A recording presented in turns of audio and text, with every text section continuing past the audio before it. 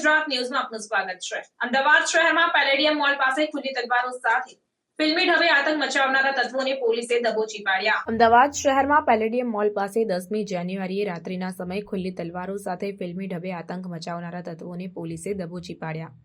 અમદાવાદના મહત્વના એવા એસજી હાઈવે પર ખુલ્લી તલવારો સાથે આતંક મચાવ્યો હોવાનો વિડીયો વાયરલ થતા પોલીસ કામગીરી સામે સવાલો ઉઠ્યા હતા। પોલીસે વિડીયો સામે આવ્યા બાદ આરોપીઓની શોધખોળ હાથ ધરી હતી।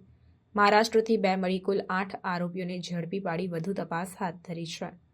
10 જાન્યુઆરીના રોજ રાત્રે 12 વાગે વિજય ભરવાડ, તેમના મિત્ર વિજય, ભોલુ, મિતેશ એમ 4 જણા ક્રેટા ગાડી લઈને ઝાયડસ હોસ્પિટલથી પેલેડિયમ મોલ ખાતે જતા રસ્તા પર ઊભા હતા।